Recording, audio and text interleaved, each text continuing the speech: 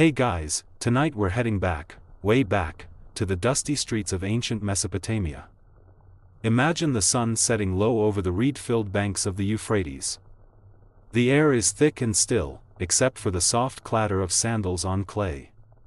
You're weaving between bustling market stalls, dodging a donkey cart, trying not to step in something unmentionable.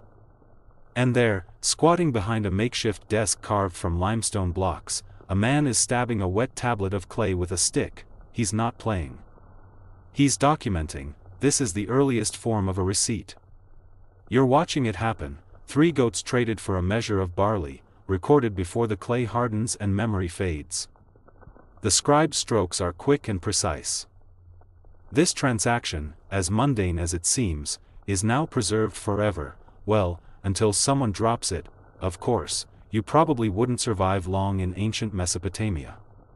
No vaccines, no sunscreen, and definitely no takeout. The beer is warm, the sun is relentless, and if you lose your livestock count, you might lose your land. So, before you get comfortable, take a moment to like the video and subscribe, but only if you genuinely enjoy what I do here. Drop your location and local time in the comments. I love seeing where you're listening from. Now, dim the lights, maybe turn on a fan for that soft background hum, and let's ease into tonight's journey together. You trudge through the outskirts of Uruk. The smell of reeds and livestock clinging to the warm air. Somewhere nearby, a vendor yells about a missing chicken. That's not your concern.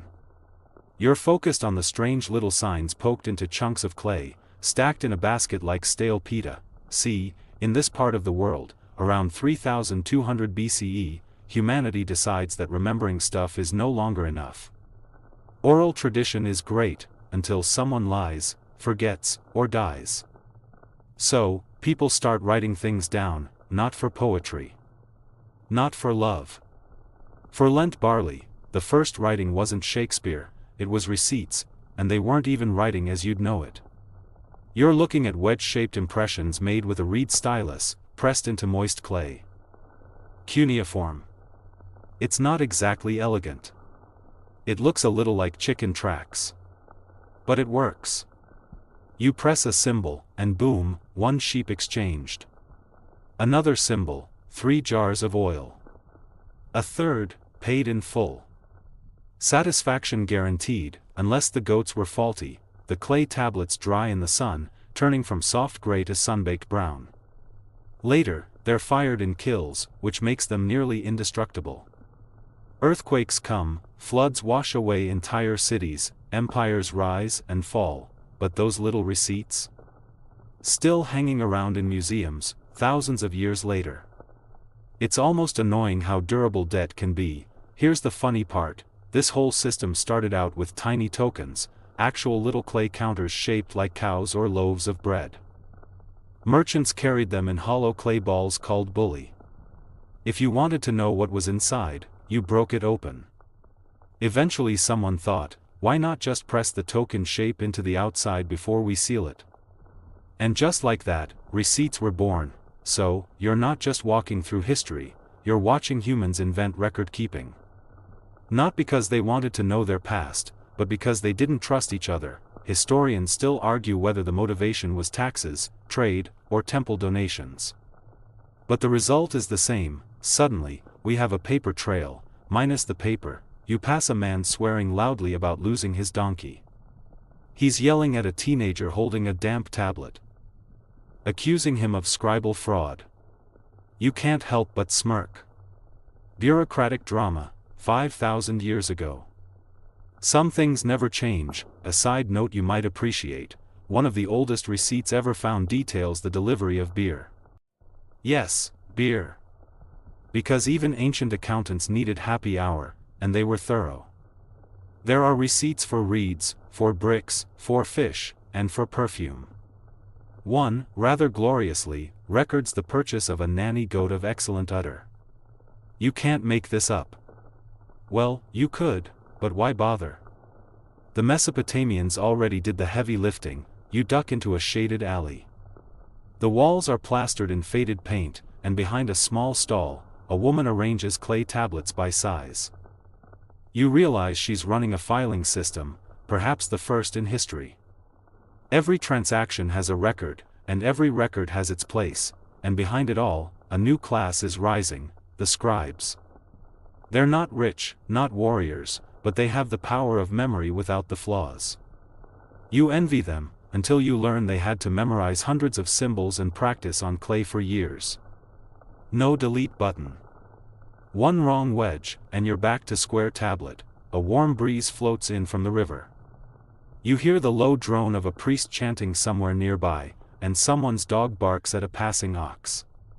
You lean against a mud brick wall, the texture rough against your back.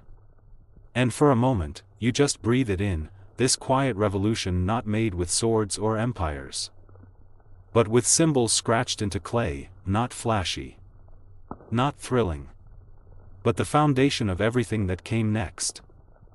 You wake, still in Uruk, or maybe nearby Nippur, and it's early. The sun hasn't quite burned off the morning mist rising from irrigation ditches. You shuffle through uneven streets, careful not to slip on damp stones. The city is coming alive. Merchants are shouting, carts creak under the weight of reeds and grain, and goats bleat as they're tugged toward market.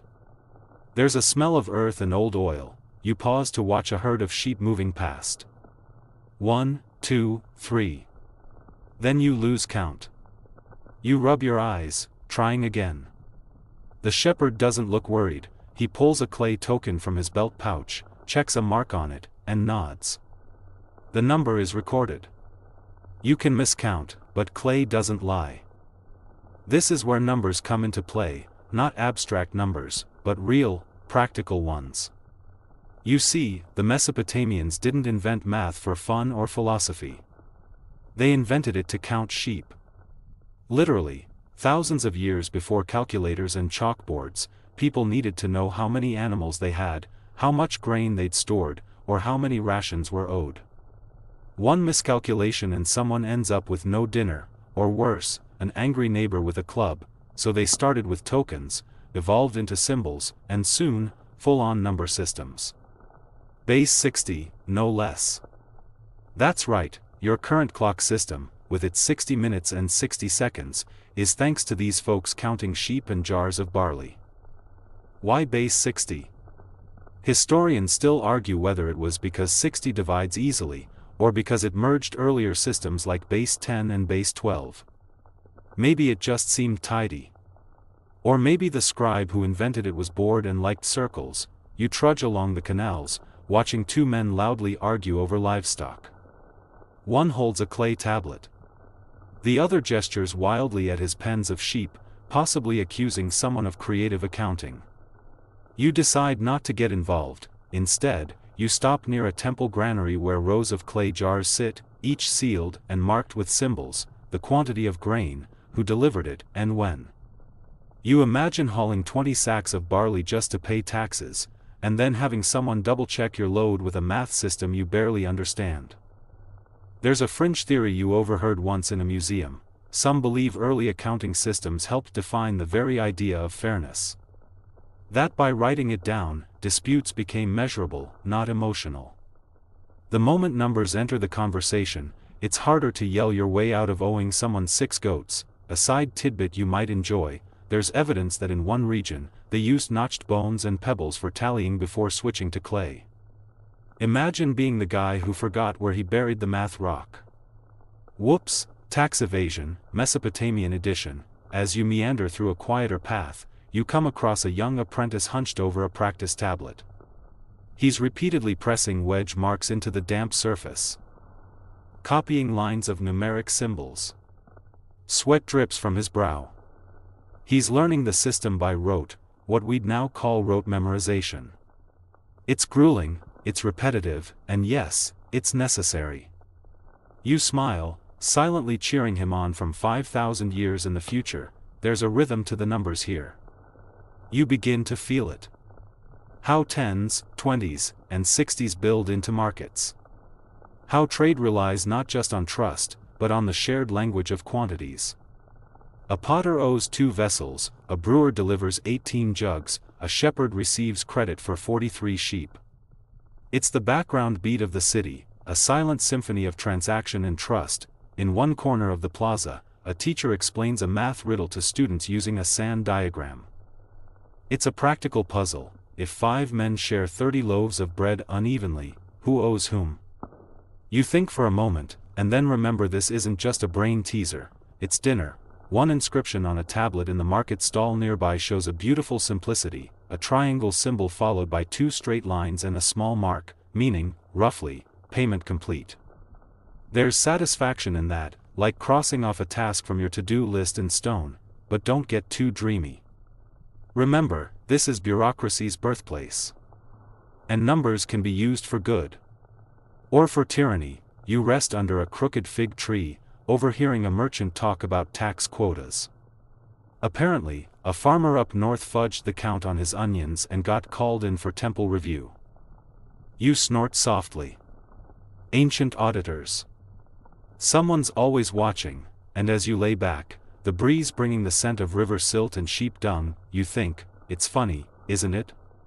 That something as humble as keeping track of goats could create systems that lead to empires, civilizations, and even, eventually, credit cards. You close your eyes, the counting continues all around you. 1 sheep. 2 sheep. 3. The temple looms ahead like a sun-baked fortress, whitewashed mud brick towering above the marketplace, casting long shadows over merchants and their bleeding animals. You pass a row of terracotta drainage pipes trickling leftover bathwater into the street. A child runs barefoot through it, shrieking with delight. But you? You've got taxes on your mind, because you're headed straight into the belly of Mesopotamian bureaucracy. You approach the ziggurat's base, where the temple staff handle their sacred accounting. They aren't just priests. They're economists in linen robes, and they take their grain offerings very seriously. As you climb the steps, carefully, because the ancient equivalent of OSHA does not exist, you glimpse 2 men dragging sacks of barley toward a shaded archway.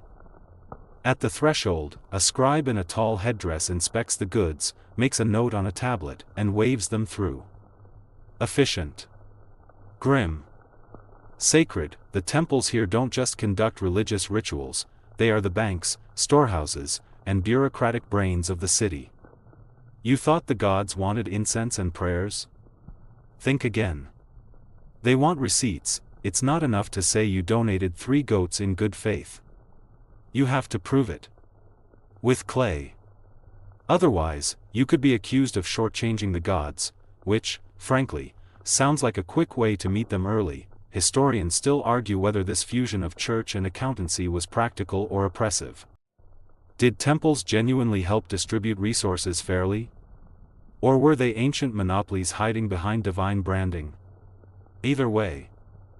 The receipts don't lie. You step into the temple storeroom. The air is cool, earthy. Giant ceramic jars line the walls, sealed with clay stoppers.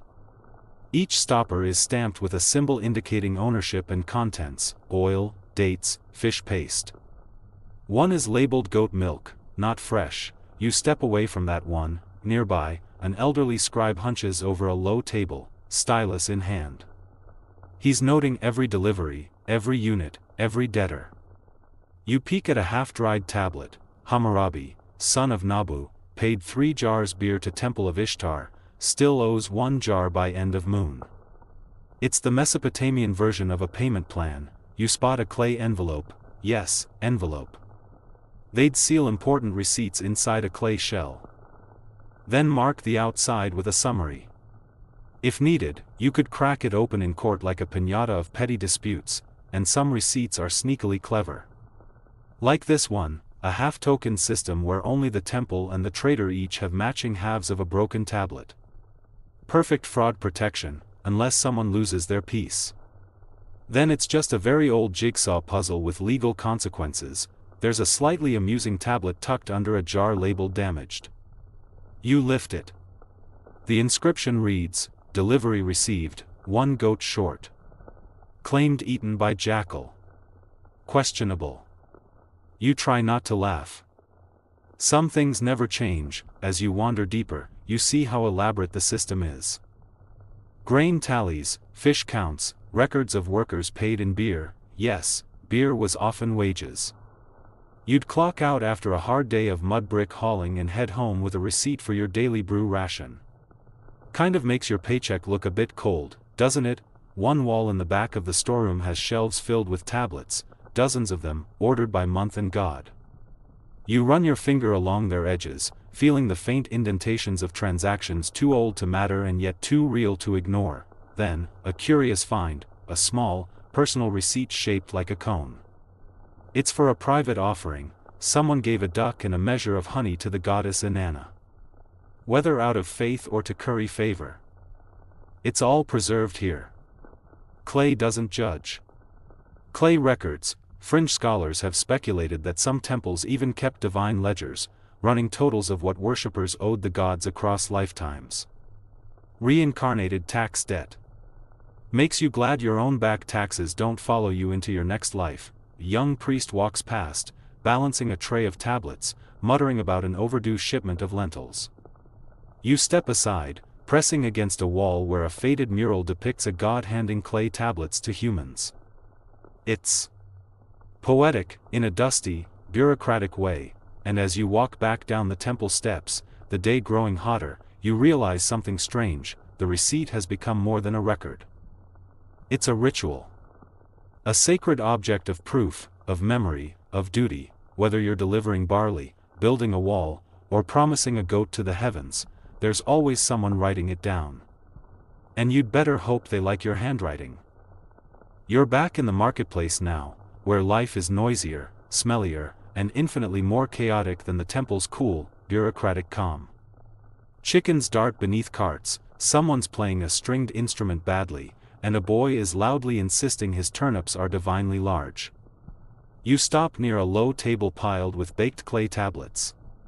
A man with ink-stained fingernails gestures at his goods proudly.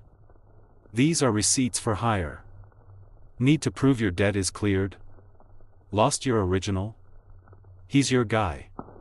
For a modest fee, of course. Yes, already, the system is getting gamed, because here's the thing about human beings. We love receipts, but we also love loopholes. Enter the forgers. You stroll past a stall where a scribe works on commission. He looks up sharply when you pause too long. The stylus in his hand hesitates mid-wedge. You nod politely and keep moving. He might be perfectly honest. Or he might be creating a modified transaction record for a merchant who swears he only bought 2 donkeys, not 3. Historians still argue whether receipt forgery was common or rare. Some say temple controls were tight. Others point to mismatched tablets, overpaid taxes, and wildly differing accounts of fish deliveries as evidence that, yes, someone was cooking the clay. Your sandals slap against the sun-warmed paving stones as you move toward the docks. Barges drift lazily along the canal. Loaded with fish, lumber, and, most valuable of all, clay. Not gold. Clay. Because without clay, there are no receipts. And without receipts, there's no civilization. Just arguments. You pause near a cargo clerk perched cross-legged with a stylus and a wet slab of riverbank clay. He's recording the day's arrivals. A basket of onions. 3 amphorae of wine. A foreign ship bearing painted jars. He scratches each entry quickly, muttering as he goes. One slip and the math's off. A low-ranking bureaucrat nearby is auditing the work, tablet in one hand, scowl on his face. Apparently, someone forgot to record a shipment of dried figs last week, and that someone is about to lose their read stylus privileges. It's here that you catch sight of something new, marks of identity. Early receipts didn't have signatures. But that changed. Over time, people began adding seals, little carved cylinders rolled across wet clay to leave a unique impression. Like a signature, but cooler. Tiny scenes, a lion chasing a deer, a man wrestling a bull, a goddess surrounded by stars. You pass a merchant sealing a tablet with his cylinder seal. The image is elaborate, almost smug. This tablet says, "I was here. I traded honestly. I sealed it with my lion-chasing deer stamp, so you know it's legit." You, however, begin to suspect that not all seals are what they seem. Some look freshly carved. One has a suspiciously modern mustache. The forgery business is alive and well, a fringe theory whispered among archivists. Some seals were deliberately copied, identity theft, Mesopotamian style. Maybe a jealous trader wanted to impersonate his rival. Maybe someone wanted a better reputation by association. Or maybe seals just made really cool jewelry. You duck into a shady courtyard where apprentices practice sealing dummy tablets. The teacher watches like a hawk. Too much pressure, and you smear the face. Too little, and you can't read it. It's a fine art, literally. In fact, some scholars argue these early seals were the first mass-produced artistic works tied to personal identity. You pause to touch one of the abandoned practice tablets. It's soft. Too soft. Not yet dry. You leave a tiny fingerprint by accident and back away awkwardly. Whoops. Ancient evidence tampering. The sun is higher now, and you find refuge under a cloth awning beside a ledger station. Here, scribes with dyed robes and practiced hands write up larger contracts. These aren't just receipts for goats. These are land deals, labor agreements, temple tithes. Whole tablets devoted to the complex dance of trade and property. One young couple is finalizing a marriage contract. It includes dowry details, housing agreements, and, yes, a clause about goat ownership. Because of course it does, you notice one more thing: tablets marked with double seals. These are contracts confirmed by both parties. A rare show of mutual trust in a world where even a miscounted onion could trigger a temple inquiry. You let your eyes drift shut briefly, the sound of styluses tapping clay forming a soft rhythm. It's almost musical. Somewhere between bird chatter and raindrops. You realize how much of this world runs on faith, not religious, but logistical. The belief that clay remembers, and sometimes it forgets. Floods, fires, erosion. But often, miraculously, these tablets survive. You've seen them in museums, cracked, faded, still legible. The paperless paper trail of an ancient world doing its best to stay honest. You open your eyes, blink in the sunlight, and move on, because the deeper you go into Mesopotamia, the more you realize, it's not just about what's written. It's about who gets to write it. You follow the scent of roasted onions and baking bread to a quiet alley flanked by mud brick buildings. On one side, there's a bakery. On the other, a scribal school, where futures are forged not with swords, but with styluses. The door creaks as you step into the dim room. There's a dry, chalky smell of clay dust and sweat. A handful of boys, hunched like question marks, are practicing their cuneiform. Tap, tap, drag. Over and over. One sighs dramatically. Another mutters what you assume are ancient Mesopotamian curse words under his breath. You sit in the back, watching. This is where scribes are made, because in this world, if you can write, you've got power. Real power. Not in your arms, but in your fingertips. You can feel it, the reverence for clay. The pressure to memorize thousands of wedge-shaped symbols. There are no shortcuts. You copy. You fail. You copy again. One teacher walks slowly between the boys, inspecting their tablets. He frowns, picks one up, and snaps it clean in half with a soft crack. The boy flinches, but nods, and starts over. Perfection matters here. If you're going to record a temple debt or someone's tax obligation, you better get every wedge right. The mainstream historical view is that scribal schools, IOUs, were rigid, formal institutions reserved for elite males. But fringe theories suggest something more interesting, that some daughters of scribes may have learned in secret, or even been officially trained. One broken tablet was once found with a feminine name scratched in clumsy script. Coincidence? Maybe. Or maybe she was rewriting history quietly. You lean in as the teacher explains a common training exercise, copying receipts from real temple records. It's how they learn tone, structure, and numerical balance. They're not just writing, they're internalizing an entire economic framework. You chuckle softly as one student scribbles 3 sheep, 1 goat, and my patience is gone. He wipes it off before the teacher sees. There's a kind of magic here, but not the sparkly kind. This is slow magic. Cumulative. Relentless. These students will become the human hard drives of their city, storing its transactions, resolving disputes, writing its laws. All in clay. You wander out through the back, where older students are practicing multiplication tables. Yes, multiplication. The Mesopotamians weren't just about receipts, they were math nerds too. They had tables for everything: square roots, cube roots, compound interest. You overhear one boy groaning over a tablet titled Interest on Barley Loans. Poor kid. Historians still argue whether these tablets were used only for teaching or also in real trade. Some seem too perfect, almost like textbook examples. Others are full of mistakes and corrections. You find one with 5 different sums scratched out and rewritten. Someone, clearly, had a rough morning. You take a seat near a wall covered in old, hardened tablets. These are the keepers, examples from scribes long gone. They carry the patina of time and practice. You run your fingers over them. Smooth. Precise. You wonder what became of the boy who wrote the perfect barley ration tablet, or the one who figured out how to divide oxen feed among 8 animals without losing any weight. There's something oddly comforting about this room. The repetition. The rules. The way that knowledge is passed through hands, not voices.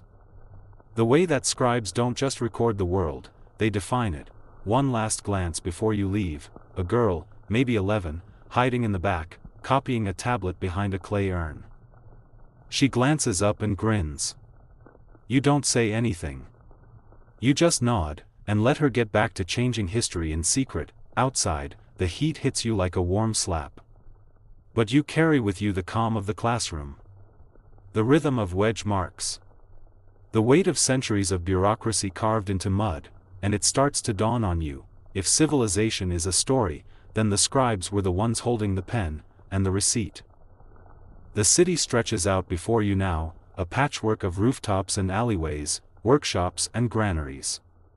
As you wander downhill toward the stables, the smell of manure blends, somehow impressively, with the scent of fig jam simmering from a nearby window. You pass a trader arguing with a delivery boy.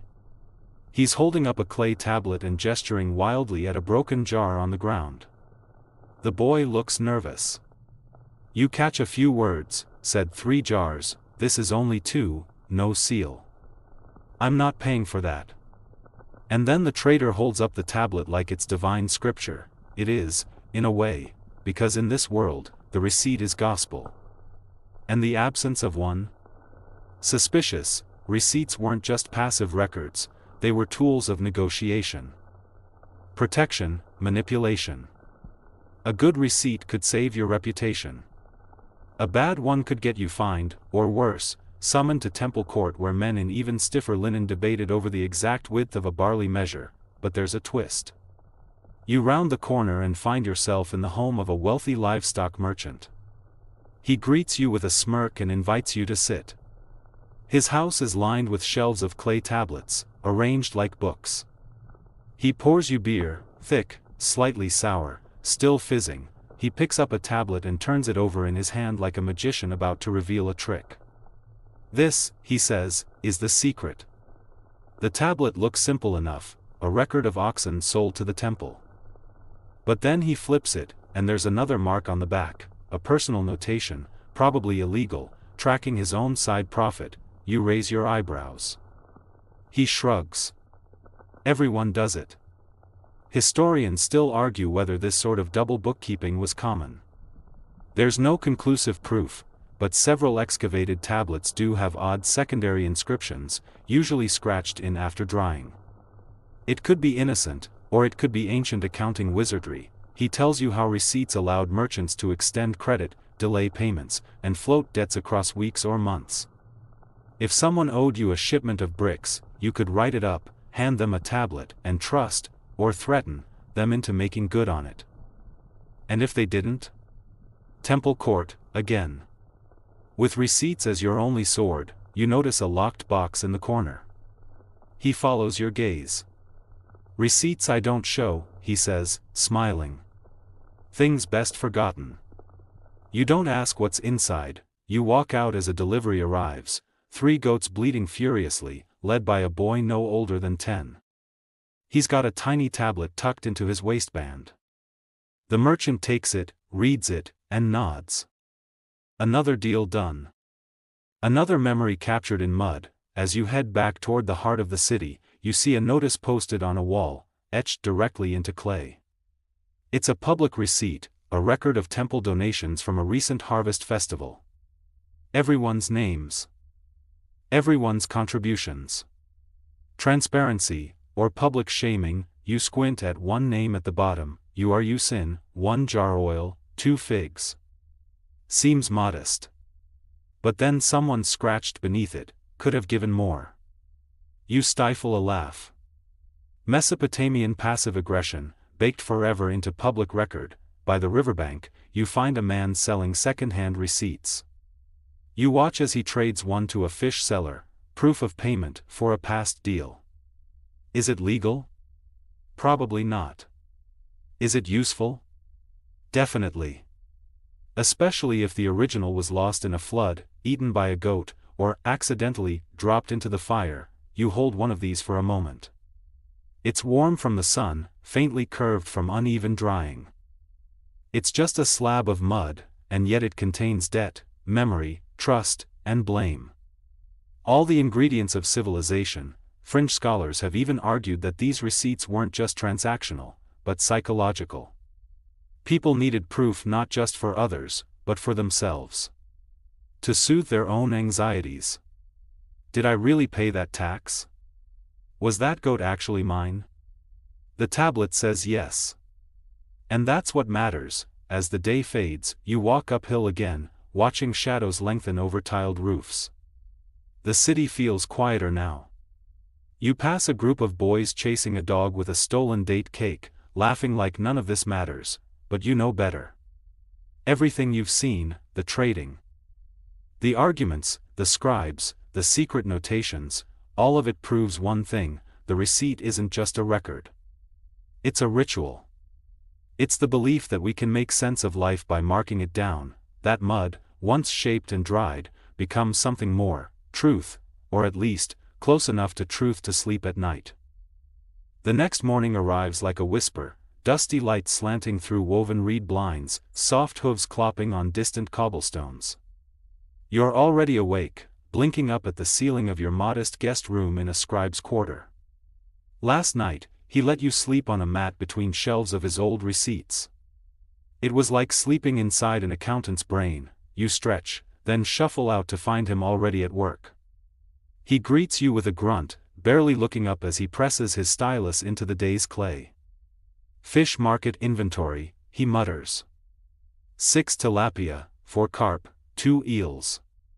If no one's eaten them. You glance at the tablet. It's damp, fresh, oddly calming. He's using an abacus-like counting board to double-check his numbers. A tray of beads, one for each fish, slides back and forth. This might be your favorite thing about Mesopotamia so far, receipts as daily meditations, but then the tone shifts. He pulls out an older tablet and frowns. Temple audit next week, he says. This one has inconsistencies. You look over his shoulder. It's a receipt for barley distribution. Nothing flashy. But the math is off, by 2 whole measures. Not a rounding error. More like. Someone lied, he sighs. They always lie. You take a slow walk to the local temple archive, less a building, more a fortified library. You pass guards. Real ones. Armed with clubs, not styluses. Inside, the air is thick with silence and clay dust. Rows upon rows of shelves cradle tablets like babies, each tucked in straw or wrapped in linen. you're led by a junior archivist, a girl no older than 15, with ink-stained fingers and an expression of perpetual suspicion.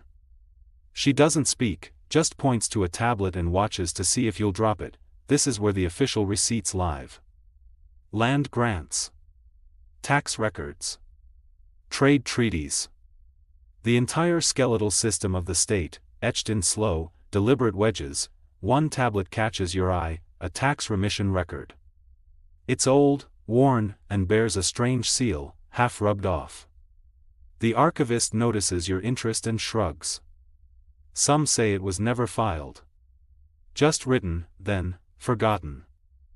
Historians still argue whether such phantom receipts were common.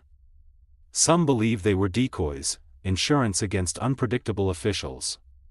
Others think they were symbolic gestures, never meant to be honored. Either way, they blur the line between record and ritual. You imagine a scribe writing this remission tablet late at night, knowing it might never leave his shelf. Just the act of recording was enough to feel like justice had been done. You step into the annex, where damaged tablets are kept. A sad, beautiful room of broken records and half-memories. One is scorched black, burned in a palace fire long ago. Another is shattered, a jigsaw puzzle no one solved. You hold a fragment that simply says, 1 ox. Delivered at dawn, with laughter.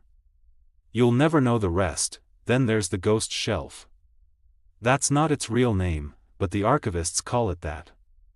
It holds tablets with no matching pair, receipts without purchases, deliveries with no sender, debts that seem to appear out of thin air. You linger there, because this is where the receipt becomes myth. Did the oil ever arrive? Did the bricks get stacked? Did anyone really trade 4 jars of honey for a pair of shoes, or were these tablets invented? Created to impress, to deceive, to give the illusion of motion where none existed? You can't know. That's the beauty of receipts, really. They tell us what someone believed was real. At least long enough to write it down. And that's enough. Sometimes, as you leave the archive, the junior archivist surprises you. She offers you a soft, damp clay tablet. Blank, for your own receipt, she says. You nod. Because you already know what to write. One morning. One mystery. One quiet walk through a city built on clay. You walk out into the mid-morning heat, clay tablet in hand, your thumb making slow, thoughtful grooves in its surface. It's heavier than it looks, this little square of soft earth, not just in weight, but in meaning. You're heading south now, toward the city outskirts, where fields stretch wide and irrigation canals glint like sleepy snakes in the sun. This is the farmland, the quiet lungs of Mesopotamia, and here, receipts don't just live on tablets. They live in the dirt. A man waves you over from a patch of onions. He's a tenant farmer, and today he's particularly animated. He holds up a baked tablet like a badge of honor. Proof, he says, grinning, that I paid my dues. He tucks it into a pouch and pats it like a favorite pet. You follow him toward a shady rest hut, where other farmers are gathered. They're all swapping receipt stories. One brags about negotiating a delay in barley tithes. Another grumbles about a temple clerk who accidentally doubled his obligation. They pull out tablets like card players trading wild hands. This is where you start to see it. Receipts were the language of fairness, but also of spin. If a record said your harvest was light, you paid less tax. If it said your irrigation channel was clear, even when it wasn't, you avoided temple penalties. The mainstream consensus is that receipts stabilized agricultural economies. They ensured accountability in a world where floods, pests, and theft could ruin everything. But there's a fringe theory that some farmers would bake tablets prematurely, literally hardening false data, so no one could edit it later. Fraud by fire, you could say. One of the older men beckons you to his cart and shows you his prized relic, a 2-generation receipt. It lists barley owed by his father, and signed off by both of them. Like a legal family tree made of dirt, you sit down next to a canal, dipping your feet in the cool water as children float past on reeds, pretending to be crocodiles. You overhear a boy shouting, "My dad paid his water tax, I swear." And another yells back, "Prove it." You chuckle. Even kids understand, in Mesopotamia. Nothing is real until it's on clay. A local priest arrives, robes swishing, sandals snapping in the dust. He's here to inspect grain counts. The farmers grow quiet. You watch him produce his own tablet, sealed with the mark of Enlil himself, or at least, the local office of Enlil. There's a weight to his presence, but also a performative calm, like he's playing a part in a drama everyone already knows the ending to. He reads aloud the quotas. One man doesn't meet his. There's a quiet tension. But then a second, newer receipt is produced, handed over with a small smile and an even smaller bribe tucked inside the folded linen wrapper. The priest eyes it, nods, and moves on. Historians still debate the role of corruption in temple accounting. Some argue it was rare and punished. Others think it was simply built into the system, an expected tax layered on top of taxes. Either way, the receipt remained king. What mattered was what the clay said, not what really happened. You spend the rest of the afternoon helping to spread grain for drying. It's oddly peaceful. The sun warms your back. Birds hover. And behind you, someone carefully inscribes today's yield into a waiting tablet. The farmers joke that they remember numbers better when they sing them. You listen to an old woman hum a harvest tally like it's a lullaby: 5 rows of barley, 4 carts of wheat, 1 broken hoe, 2 tired feet. It's oddly catchy. You lie down among the sacks of grain and close your eyes for a moment. You think about all the hands that touched these receipts, the scribes, the priests, the angry merchants, the hopeful farmers. Each one wanted to leave a mark that lasted longer than a season, and here it is. Still in your hand, your own clay tablet, still blank. Still soft, you scratch a single line into it: I was here. And I saw. Not a transaction. Not a debt, just a record of witnessing, which, maybe, is what all receipts really are. You're back in the city now, walking with a priest's apprentice through winding corridors behind the main ziggurat, the great step temple towering like a man-made mountain over the flat Mesopotamian plain. The apprentice is nervous. He clutches a bundle of clay tablets wrapped in reeds, eyes darting as though each one might explode. You're not sure why you've been allowed to follow, but curiosity outweighs decorum. This is the big one, he whispers. Inventory week. He leads you into a vaulted chamber cooled by thick stone and shadow. Inside, tablets. Hundreds. Maybe thousands. Stacked in labeled cubbies, some with wax-sealed cords still dangling like jellyfish tentacles. It smells like mud and incense, ambition and mildew. This is the temple's master ledger vault. Every goat, every pouch of silver, every conscripted laborer's lunch ration, it's all here. And receipts are the bones holding this bureaucratic beast together. One shelf contains a set of tablets labeled in Lil's granary. The apprentice gestures reverently. This is where we got in trouble last year. Turns out, someone double-counted sacks of emmer wheat. When the temple audit came, the numbers didn't match. Fines were issued. Jobs lost. Someone ended up cleaning latrines for 6 months with a toothbrush carved from cedar. You wince. He pulls out a thick tablet covered in dense writing. Then flips it to show you an unusual feature: 2 sets of handwriting. Master and apprentice, he says. They both had to sign off on it. Temple rule. Historians still argue whether this was a method of teaching or a method of blame-sharing. But either way, it made receipts feel less like paperwork, and more like a sacred bond. You step outside the vault into a corridor where women are carving daily bread allocations into tablets the size of iPhones. One catches you looking and shrugs. If we don't write it, they'll say it never happened. And there it is again, that quiet fear of being erased. Of forgetting.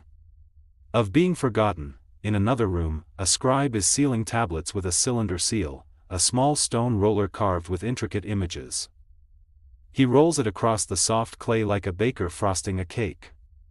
When lifted, it leaves behind a miniature scene: lions chasing goats, gods holding lightning, two people shaking hands over a bundle of reeds. It's beautiful.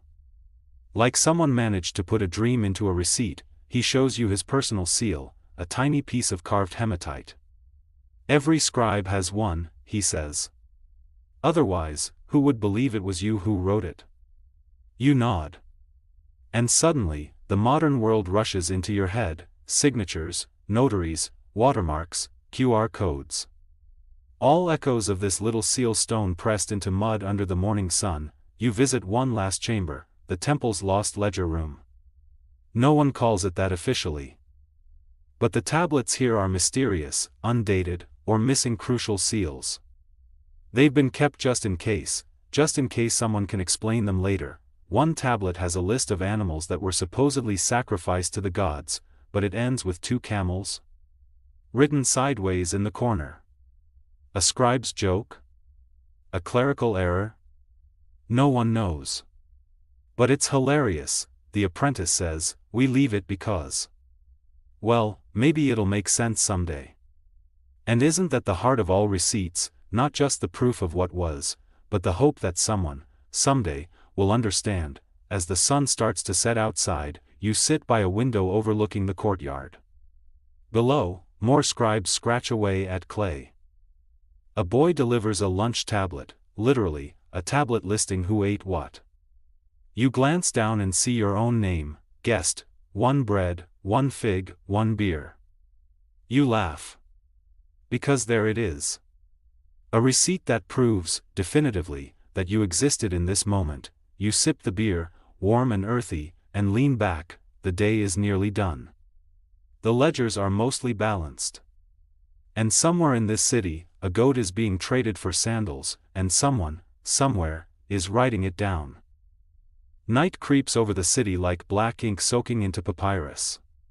You're sitting by a small oil lamp in a corner room above the marketplace, sipping a second beer, strictly for research.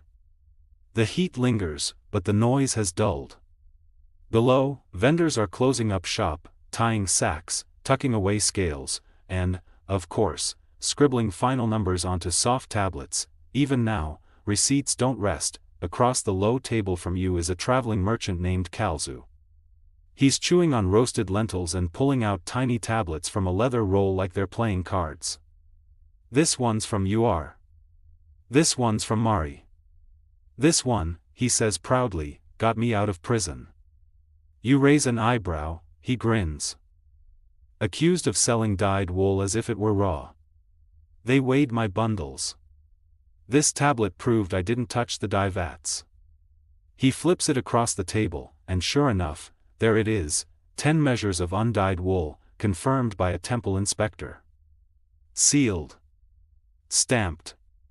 Incontrovertible. That little piece of dirt, he says, saved me from a month in the pits.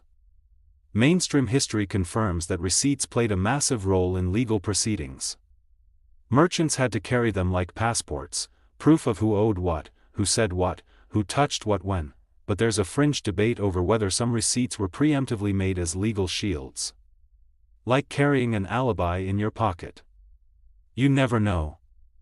Kalzu says with a wink, when someone's going to blame you for a bad shipment of onions.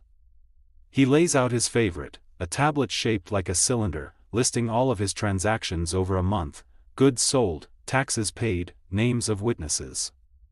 He calls it his "don't mess with me" scroll.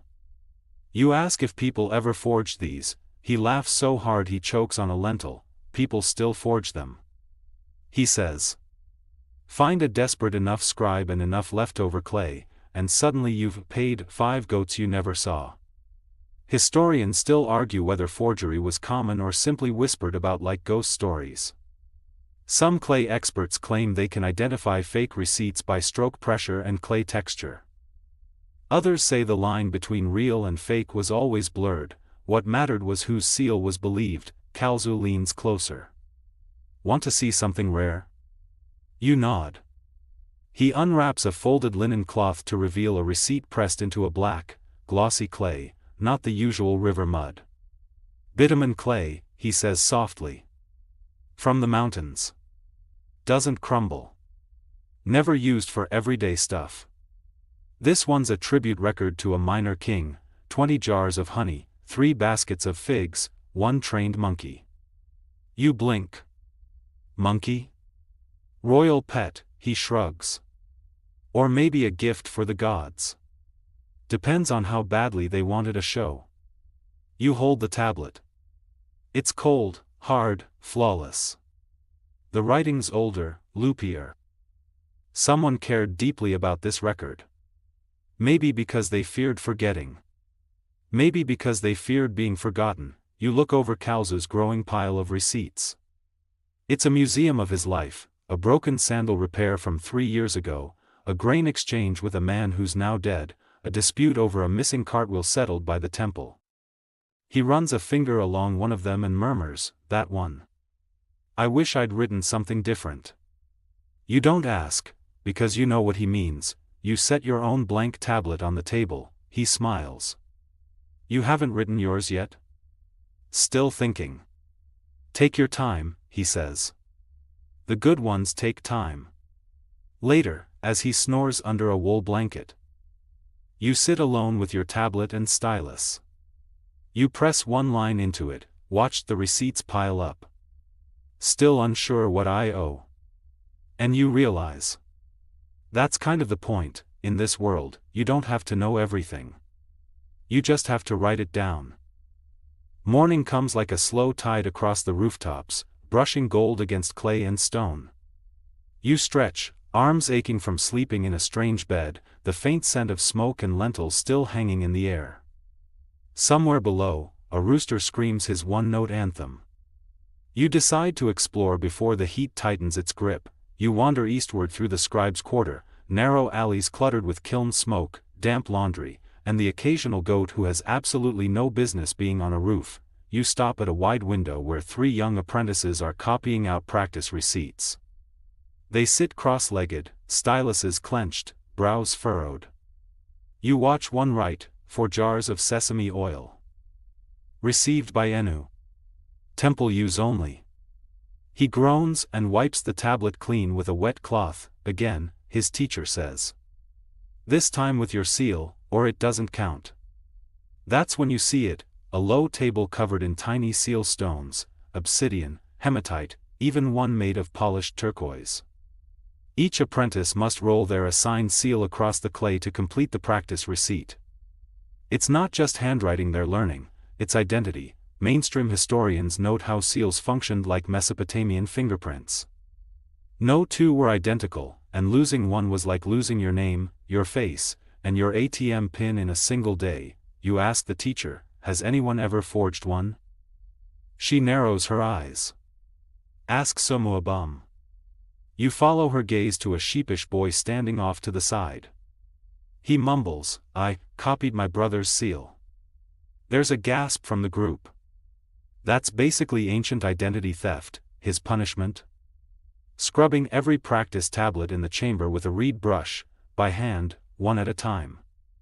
And writing I will not forge seals at least 50 times. On clay. That's dedication. You slip out and pass a small temple market, where a young woman sells pre-baked blank tablets. For the lazy scribe on the go, she chirps. Buy 5, get 1 free. Her stall is popular. Just past her, an old man runs a tiny shop called Record Rescue. His specialty? Restoring faded or damaged receipts. He invites you in to watch him work. He lifts a broken tablet with gloved hands. This one's from a flood. Mudslide knocked over half a ledger room. You ask how he knows what it says if half the tablet's missing. He smiles. Pattern recognition. And a little imagination. He uses a soft stylus to trace over what he thinks the original scribe meant, based on phrasing common at the time. Standard opening for temple donations always goes, I, name, offer unto, deity, ... You fill in the rest. Historians still debate the ethics of this practice. Some say it's necessary preservation, others argue it's fabrication dressed up in academic robes. The truth? Probably both. As the old man says. sometimes a gap is just a gap. But sometimes, it's a story waiting to be finished. He gives you a chipped tablet as a gift. This one's beyond repair. But you can write your own ending. You walk out into the sunshine, the broken tablet in your hand feeling oddly comforting. You think about all the receipts that never made it, washed away in floods, baked too soon, misread, misused, misremembered, and yet, here you are. Tracing their ghosts.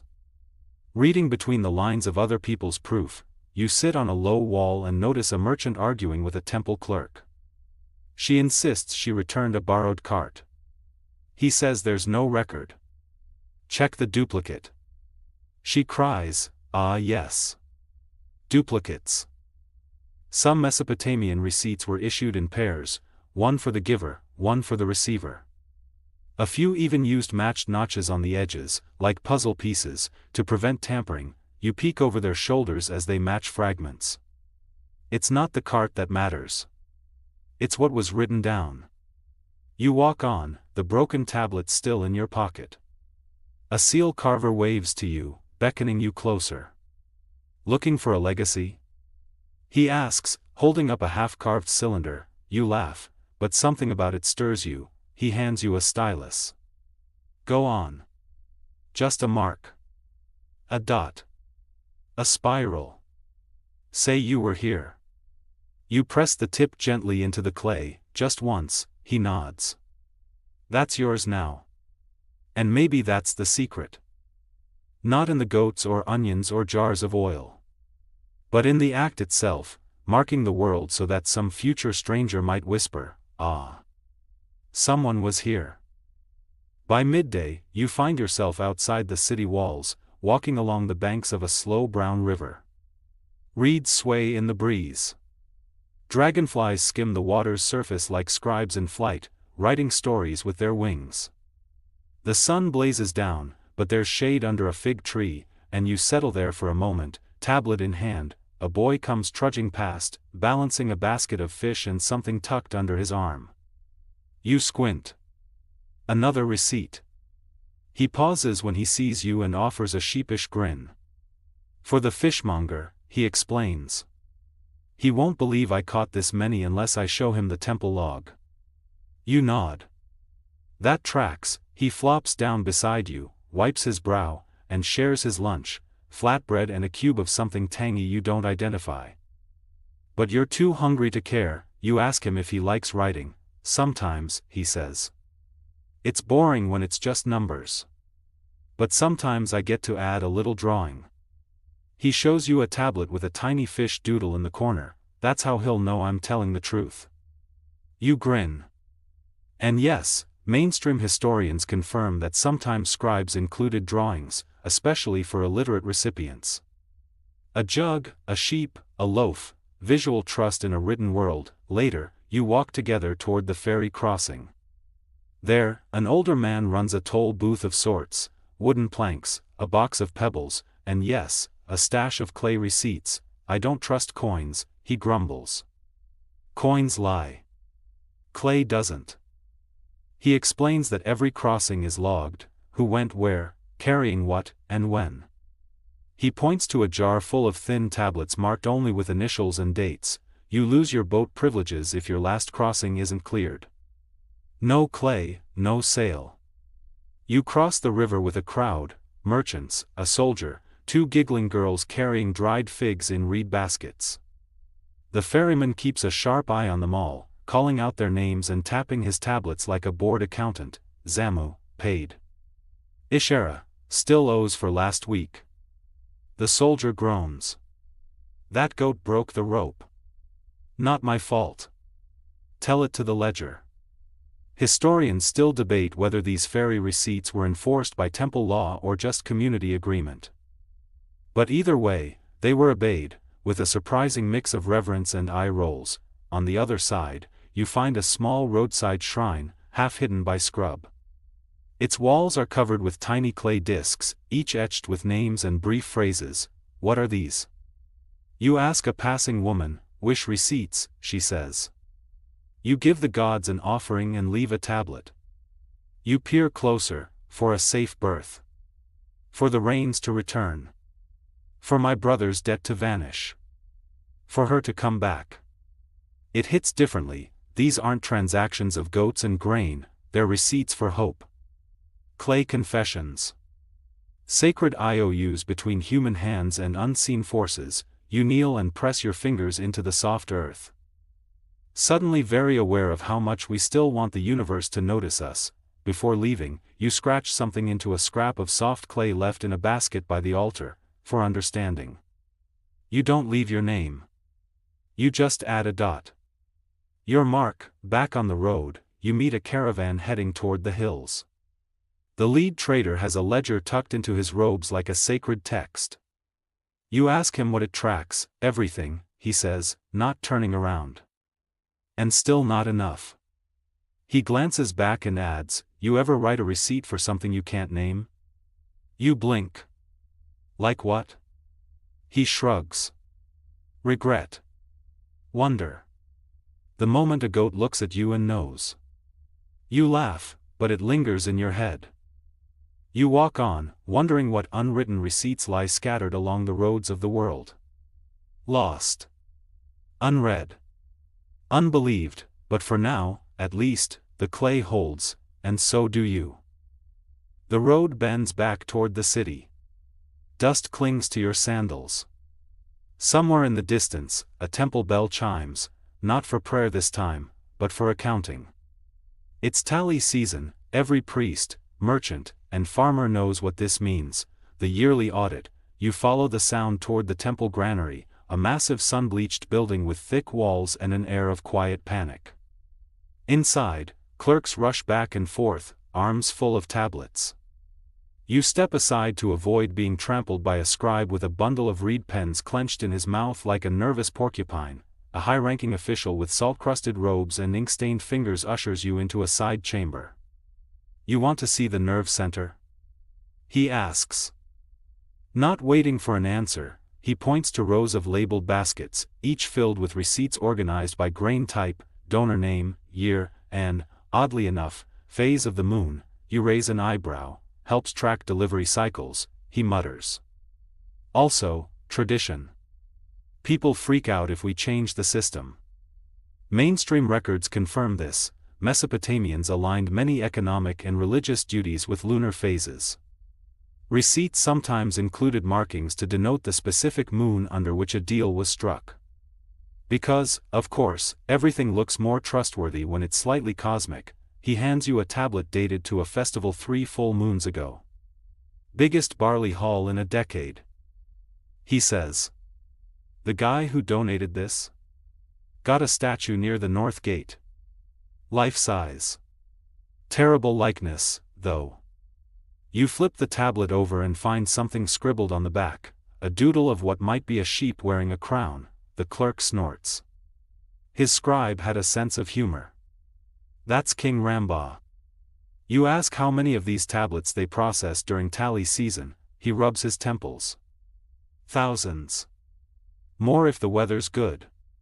People get generous when their silos are full. You walk deeper into the granary archive, a warren of storage rooms stacked floor to ceiling with clay tablets. The air smells of dust, grain, and faint mildew. A young girl sits cross-legged in a corner. Carefully copying a receipt from a cracked tablet onto a fresh one, you sit beside her and ask what it says. 3 sacks of emmer wheat, she whispers. Offered by Kuda, son of Rim-Sin, during the 3rd moon after planting. Inspected by the temple steward. She leans in. He also added a secret line. You squint, at the very bottom, pressed in tiny, slanted cuneiform, I hate barley. You laugh too loud and get shushed. You realize that even in these dusty receipts, stiff and formal on the surface, there's mischief, humanity, and complaint baked in. Sometimes literally, there's a famous French theory that some receipts were meant to be eaten. Yes, eaten. Certain festival records were baked into thin biscuit-like clay rounds and stamped with ingredients.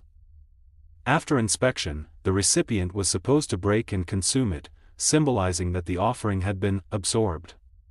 Historians still argue whether this was ritual, satire, or a very literal form of paperwork digestion. You kind of hope it's true. You continue wandering until you reach a section labeled disputed. The clerk waves a hand. All the ones under legal question. Wrong weights, smudged seals, duplicated entries. Some go back 20 years. You pull one out. The clay is dry, brittle. The stylus strokes uneven, like someone was writing while angry or drunk. The record says, 2 lambs. Returned to sender. Rejected by gods. You glance up, that one's been here forever. The clerk sighs. No one wants to throw it away. But no one wants to claim it either. You imagine the poor scribe, stuck with lambs the gods supposedly didn't want. Do you ever get tired of receipts? You ask. The clerk looks at the shelves. I get tired, he says, of forgetting why we started keeping them. He gestures to a cracked tablet near the doorway, the oldest in the room. No itemized list. No seal. Just a single word, enough. You look at him, he shrugs. No one knows what it means. But every year, we keep it at the top. You reach out and run a finger across the ancient word. The clay is warm from the sun, but cool underneath. Solid. Soft.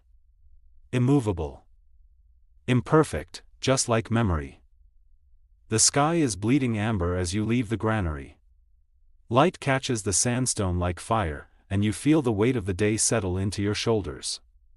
But there's one more place you need to visit. Not far from the temple lies the House of Records. It's quieter than you expect, not silent, but reverent. The building is cool inside, with thick walls and high ceilings designed to keep both heat and vermin out. Rows upon rows of shelves stretch into the distance, each lined with tightly packed tablets. Some chipped, some crumbling, but all accounted for. A young man greets you at the door. You're here for the index, right? You nod, not quite sure what you're agreeing to. He leads you past an enormous wall covered in small pegs.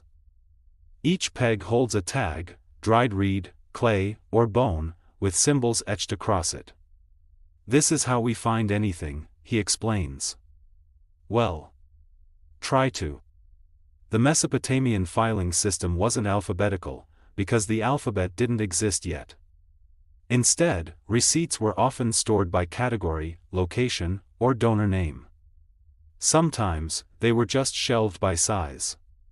If that sounds chaotic, it absolutely was. Historians still argue, the man says, whether this counts as bureaucracy or organized chaos. You ask how often they lose a receipt, he grins. Every week. But we always find something else instead.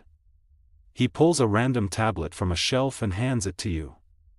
The clay is darker than most, sunburned and warped. You read, one sick goat. Returned to vendor. Too loud at night. You raise an eyebrow. Goat returns were surprisingly common, he says. Turns out, they're not easy roommates. You sit on a bench, tablet in hand, watching a group of scribes around a massive table. They're trying to reconstruct a transaction from 5 different fragments. One argues that the original item was barley, another insists it was beer. The third points out that the glyph is clearly meant for sheep intestines. You want to offer a guess, but decide against it. You overhear one scribe mutter, "This is why we switched to double entries." Ah, yes. The innovation of redundancy, by the late stages of Mesopotamian record-keeping. Many scribes began keeping duplicates of important receipts, one to store, one to travel. Some even baked theirs harder, just in case the first version broke. One quirky tidbit: a few merchants started using hollow clay spheres to encase smaller tablets, like ancient Kinder eggs. The receiver would crack them open, read the receipt, and then destroy the outer shell, a kind of one-time security seal. You ask the archivist if they have any spheres. He nods and leads you to a case in the back, where 3 cracked shells sit like broken eggs. Only a few survived. Most were never meant to. You bend closer and see a phrase etched along the rim of one: break only if true. The words hit you harder than you expect. You wander back toward the front, mind heavy with everything you've seen. You think about the receipts lost in fires. The ones thrown into rivers in anger. The ones never finished because someone died mid-sentence. You think of the tablet that just said enough. You think of your own mark, now baked into a half-finished cylinder seal, waiting for time to notice it. Outside, a breeze kicks up. Dust dances across the stones, swirling like forgotten footnotes. The archivist hands you a slip of soft clay. For your thoughts, he says. You press a single line, he walked here. He remembered. And that's all. You hand it back. He nods and sets it in the warm sun to dry. Sometimes, he says, a receipt is just a story that survived. The stars blink quietly into view as you make your way back through the sleepy streets of the city. Lamps flicker to life one by one, tiny bowls of flame cradled in niches, casting warm halos on the walls. You pass the scent of fresh bread cooling on a ledge. A child giggles somewhere behind a curtain. The world softens, your sandals scuff softly across the packed earth, tracing the same grooves thousands have before you. This city, its walls, its scribes, its breathless hunger for recording everything, it pulses beneath your feet. Not with noise, but with memory. You reach a quiet square, and in its center stands a statue, not a king. Not a warrior. But a scribe, kneeling. Tablet in hand. Stylus mid-air. Eyes lifted, not to the gods, but to the listener. To you, at his feet are sculpted symbols: sheep, barley, wine, oxen, figs, a sandal, a bird. Each one carved so carefully they seem to hum with life.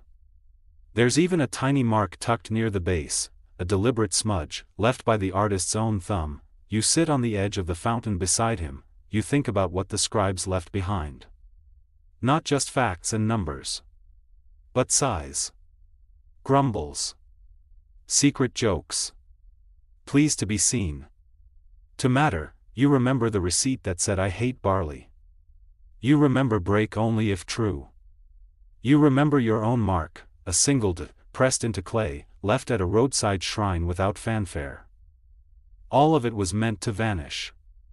And somehow, none of it did. Mainstream historians still debate whether Mesopotamians truly intended their records to last for millennia. Whether durability was the point, or just a side effect of sun and chance. But whether deliberate or not, the clay remembered. The stars above shimmer, and one seems to blink, as if amused. You stretch your legs and begin the slow walk back toward the river, toward the place where you first arrived. There's a man crouched by the bridge, humming softly as he reshapes a mound of damp clay into a flat oval. He glances up and grins. Need to log something? He asks. You pause.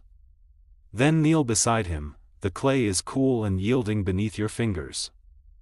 You press in gently, not words, not numbers. Just the gentle curve of your thumb, a human mark. Imperfect. Enough, he nods, and without speaking, adds it to the stack beside him. No seal. No date. No weight. No value, just a quiet moment, waiting to dry in the warm breeze of the night. You rise, dust your hands, and walk on, past the toll booth, the fig trees, the crooked shrine, the echoing granary, the forgotten disputed bin, the shells that cracked open truth, and the girl who laughed at goat complaints. You walk through a city woven together by records, tiny declarations of trade and trust, of hunger and hope. And as the lamps dim one by one, you realize, it wasn't about goats or barley.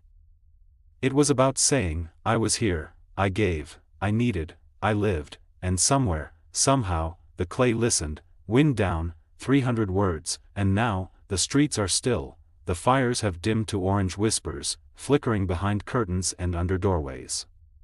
The scribe's statue watches over the empty square, tablet silent in his stone hands. Even the wind has lowered its voice, brushing softly over the rooftops, rustling the palms like someone turning the last page of a long, careful book. You lie down once more beside the river's edge. The earth beneath you is warm from the day, cool beneath the surface. You can smell baked grain, a trace of old ink, and something faintly floral on the breeze. The stars above do not record. They simply are. Close your eyes, let the weight of the story settle in your chest, slow and heavy, like a sun-baked tablet pressed gently into your hands. Breathe, in through a nose that once sniffed goat receipts. Out through a sigh you could probably log as unquantified satisfaction. The night doesn't ask you to remember everything. Just enough to feel the shape of lives once lived, enough to know that even in the oldest cities, the smallest gestures mattered. A thumbprint, a smudge, a dot in the clay. You have your own story, your own receipt. Tonight, it simply reads, slept well, dreamed long, woke whole. Now let the hum of sleep fold around you like a seal. No more goats. No more tallies, just the quiet click of the stars, and the slow spin of time. Shoo, clay remembers, so you don't have to.